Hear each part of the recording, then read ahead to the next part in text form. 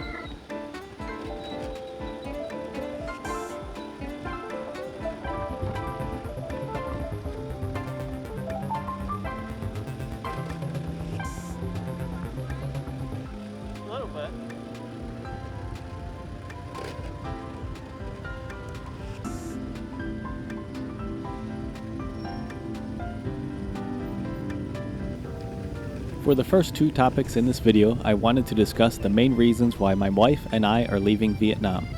I'll start with education. The education system here is atrocious. The kids are in public schools from 7 a.m. to 5 p.m. Each classroom has about 50 kids. The education they get is obviously not great in that setting. So then the kids go do extra lessons at learning centers until 8, 9, or 10 at night. Then the kids go home and do their homework. Do they get a break on weekends? No, they have more lessons on the weekends too. I understand that the US doesn't have the best reputation for education, but the school system in the US is leaps and bounds ahead of Vietnam. Kids in the US have far more free time and end up with a much better education than they do in Vietnam. If you are a backpacker watching this video, this obviously doesn't matter. However, if you're planning on starting a family, you have to think about what kind of life you want for your children.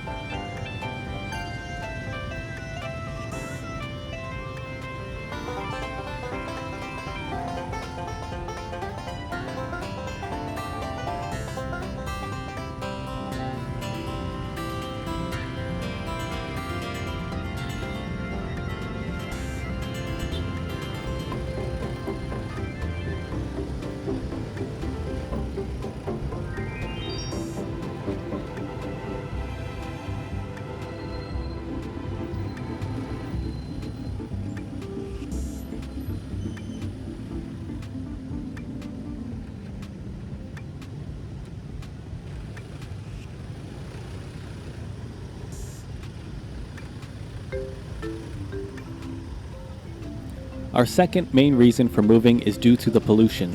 The pollution levels in Saigon and Hanoi are some of the worst in the world.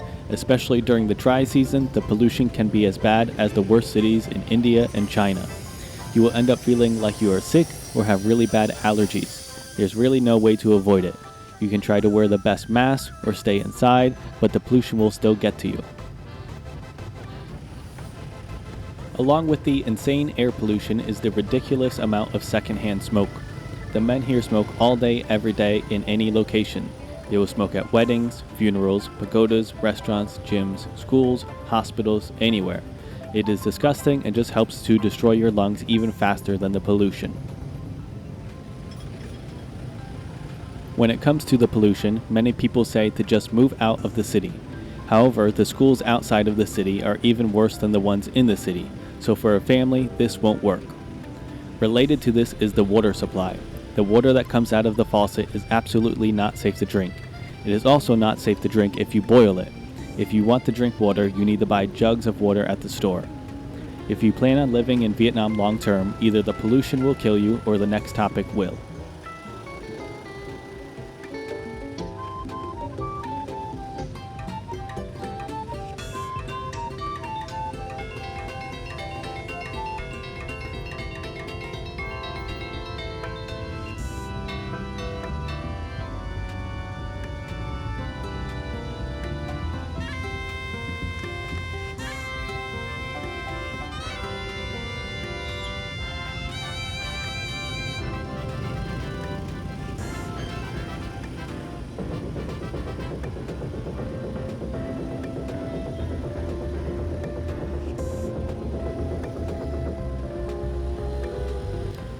Yes, that is correct. The next topic is traffic.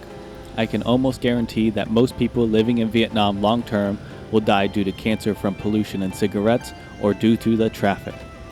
In a previous video I made on traffic, I think I greatly understated how bad the traffic is. When I made my previous video on the topic, I was working at a language center. I would go to work after lunch and leave after 9 p.m. I rarely dealt with too much traffic. Once I switched to a day job at a public school, my opinion on the traffic quickly changed. The mornings can be rough depending on what time you go to work, but they are nothing compared to the afternoons. By 5 o'clock, the roads are completely packed with traffic. A 20-minute commute suddenly turns into a 45-minute commute. There are just too many cars and motorbikes in this city. Along with that, the public transportation options are a joke. The buses are all driven by insane people. They try to fly down the road and don't care how many bikes they destroy along the way. The metro system is only in its early stages and is very limited. They finally finished the first line after years and years of work. If you are going to drive your own motorbike here or use apps like Grab, make sure you have a quality helmet. Accidents are inevitable here. No matter how safe you drive, you are surrounded by people who are not driving safely. They are staring at their phones, driving the wrong way down the street, running red lights, and so on. I drove in the US for about 15 years, starting when I was a teenager. I never once was involved in an accident. No one ever hit me, and I never hit anyone else. In about 3 years in Vietnam, I was hit multiple times. Once I was rear-ended by a car, and the driver tried to blame me for the accident. Another time, I was pulled over to the side of the road and putting on my raincoat when somebody on a motorbike slammed into my backpack I was wearing. I have been sideswiped by someone driving on the wrong side of the road while I was trying to make a left turn. The roads here are far more dangerous than in places like the US.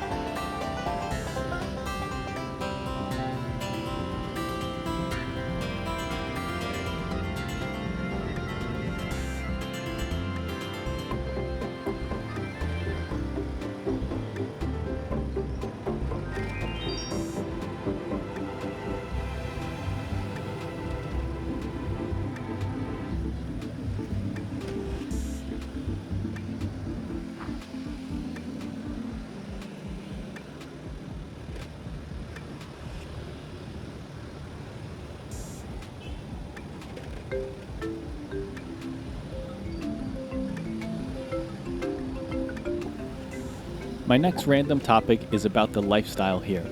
I'm not going to dive into every aspect of the culture in Vietnam. I mainly want to discuss one thing here: drinking. The drinking culture in Vietnam is at best annoying and at worst dangerous. Social gatherings in Vietnam are almost always centered around beer. This can be true for expat or Vietnamese gatherings. Is it possible to live in Vietnam and live a healthy lifestyle without drinking? Yes.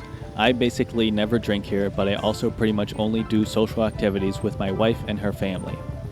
I found that a large portion of the expat community gatherings involve going to District 1 or 2, paying for overpriced drinks, and then probably doing those insane whip-it balloons. Meanwhile, for Vietnamese events, if you are a male, you will be peer pressured into drinking. Full-grown men act like frat bros and try to make everyone drink. Even at my own wedding, I had people trying to pressure me into drinking. Don't be afraid to say no. They will probably look pissed off, but that is their problem. So if you are looking to move to Vietnam, but you don't want to be constantly drunk or constantly surrounded by drunk people, be prepared to have a much smaller selection of events to attend. You might have to work extra hard to find a good group of people to hang out with.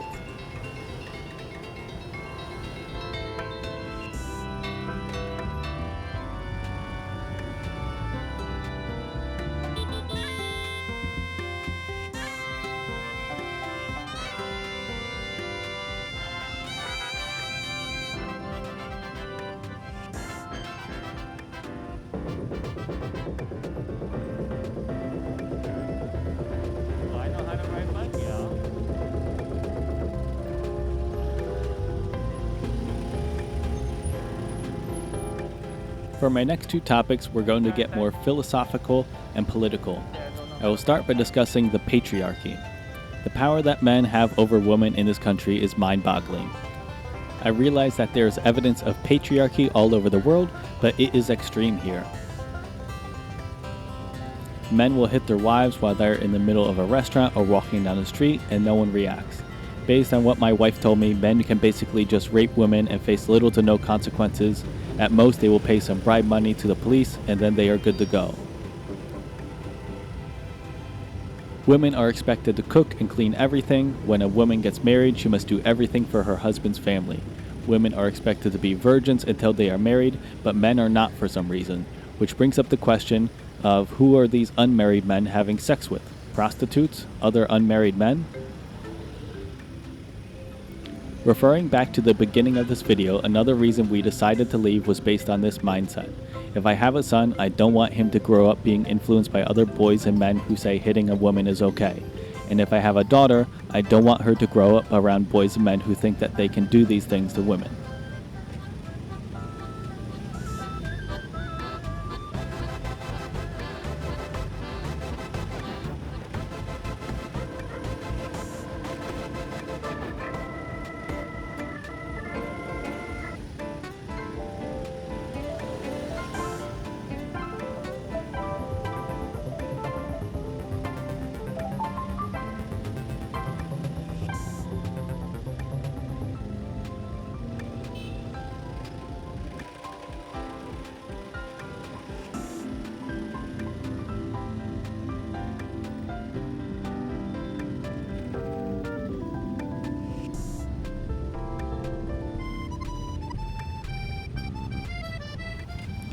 Next, I want to cover the political situation.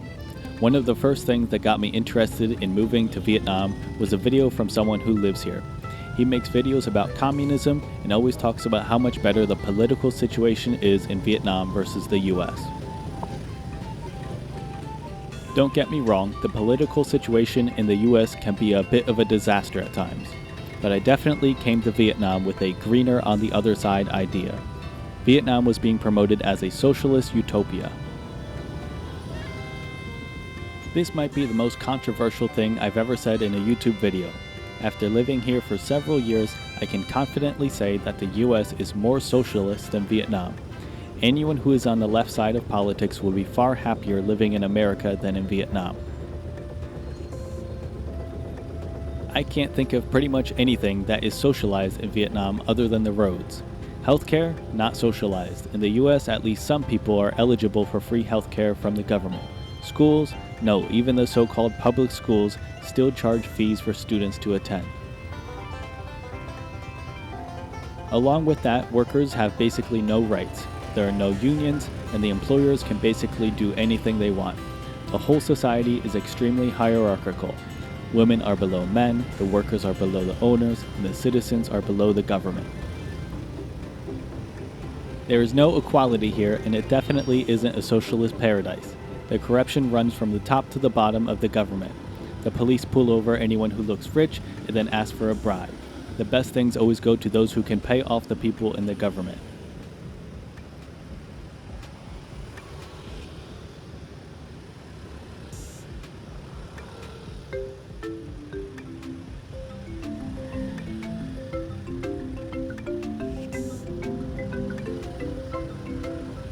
I realize the video has been largely negative up to this point. This is partly on purpose. There are many influencers online who travel to Vietnam and act like it is a perfect paradise. I wanted to contrast that with this video. There are many problems in Vietnam, and I think it is important to point those out to people before they travel around the world to get here. Only 5% of travelers who go to Vietnam ever return. With all of that being said, there are still good things about Vietnam. Teaching here has been a blast. Yes, you need to watch out for scam companies, but if you can find a good school, it can be a great job. The cost of living compared to a teacher's salary is still pretty good. Influencers will exaggerate this and make it seem like you can get rich while teaching here. You definitely won't get rich doing this job, but you can live a comfortable life while here. The people here can be great. Family is very important in Vietnam. I feel closer to some of the people on my wife's side of the family than my own, and a lot of people in her family don't even speak English.